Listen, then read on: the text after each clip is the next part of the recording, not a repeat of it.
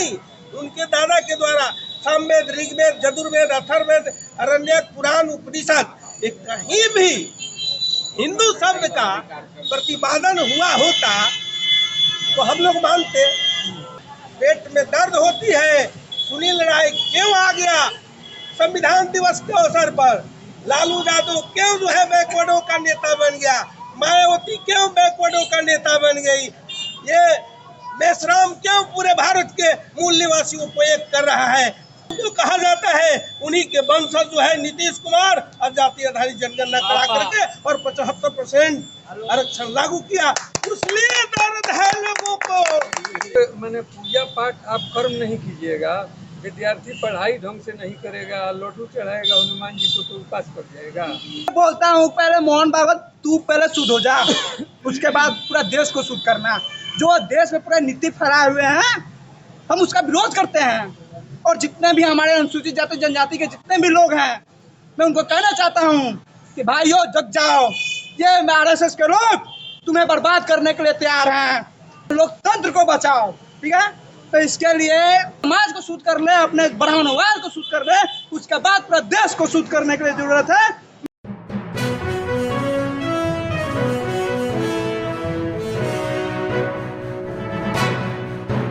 आज 26 नवंबर 2023 है, यानी आज ही के दिन डॉक्टर अंबेडकर साहब ने संविधान बना करके तैयारी कर चुके थे।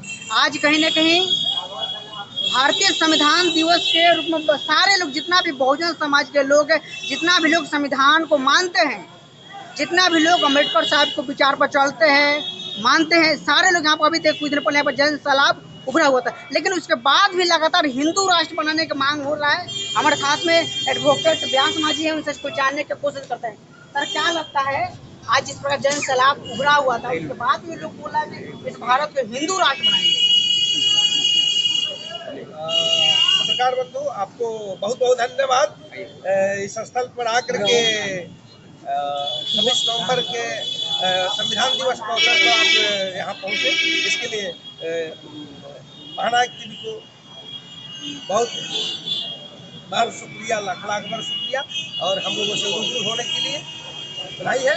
और आप जो है हिंदू राष्ट्र की बात कर रहे हैं, संविधान है, भारत में राष्ट्रपति हिंदू है, तथा कथित हिंदू के अनुसार प्रधानमंत्री हिंदू है।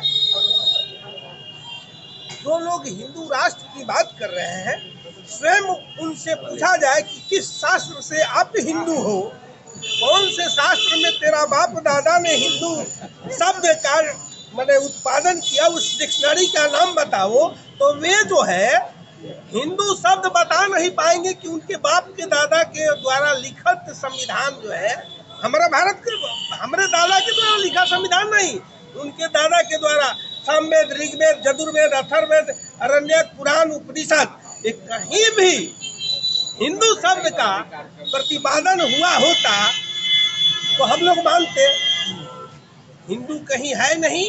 वे लोग जो कह रहे हैं हिंदू धर्म खतरे में है, वो हिंदू धर्म खतरे में नहीं है। भारत में ब्राह्मण धर्म खतरे में है। ब्राह्मण 3% भारत में है और 3% ब्राह्मण को पेट में दर्द होती है।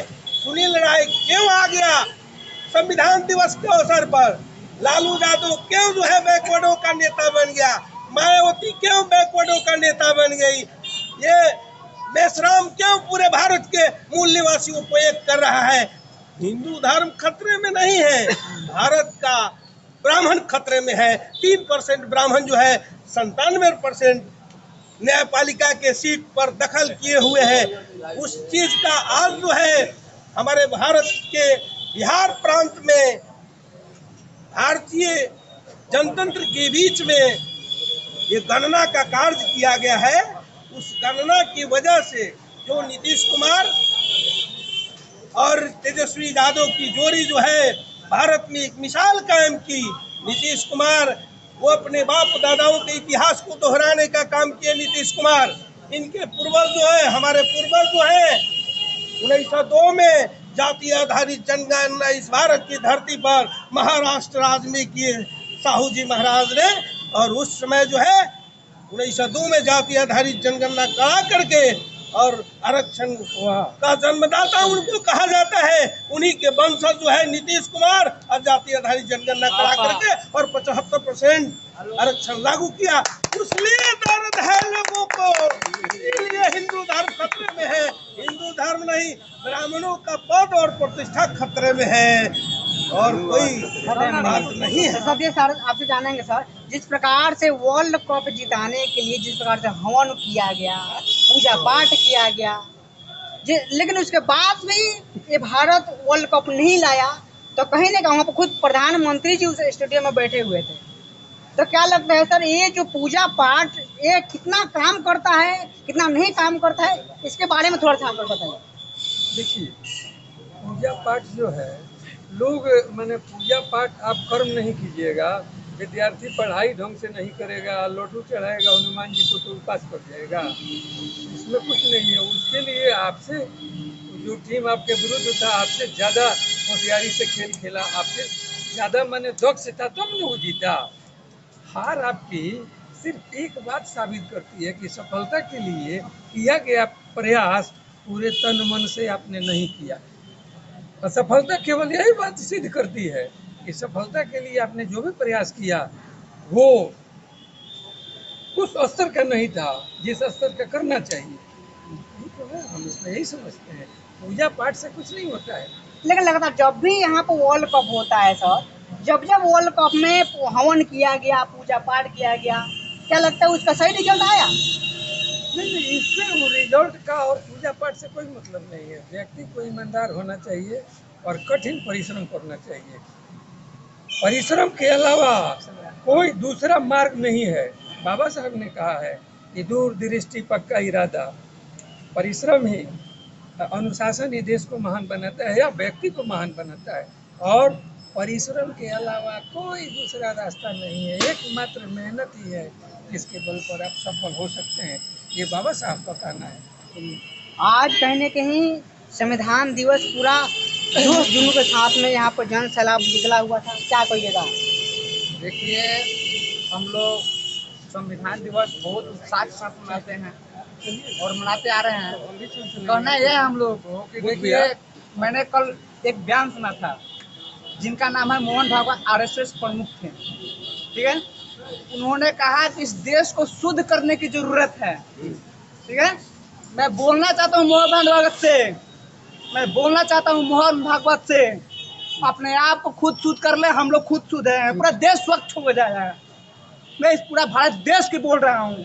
जो आरएसएस का रणनीति है, मैं उस पर चर्चा करने के लिए तैयार हूँ। और जब मोहन भागवत या उससे को करता मेरे सामने आया, मैं उसको फेर कर मार दूंगा। मैं बोलता हूँ, पहले मोहन भागवत तू पहले शुद्ध हो जा, उसके बाद पूरा देश को शुद्ध करना।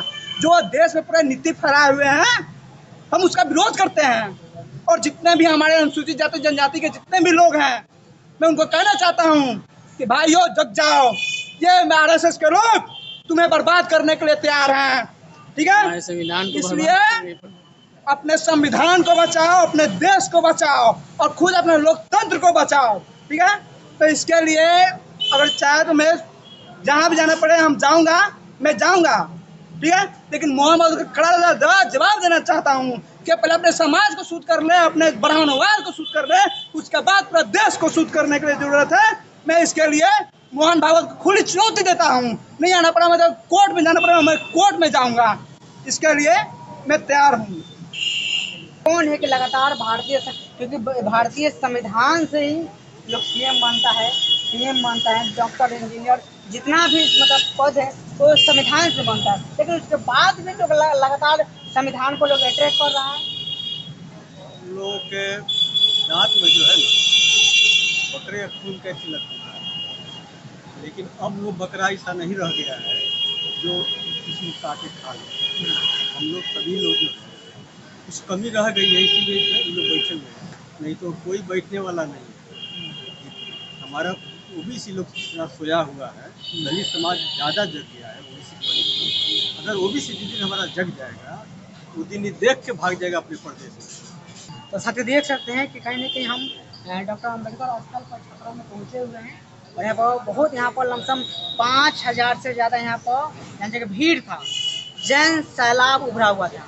क्योंकि संविधान बचाओ भारत बचाओ इस मनुवादियों से लगातार ये नारा लग रहा था। मैंने सब लोग से तमाम लोगों से मैंने बात की है और पूरा बात में आप लोग का क्या राय है अपना प्रतिक्रिया बताइए।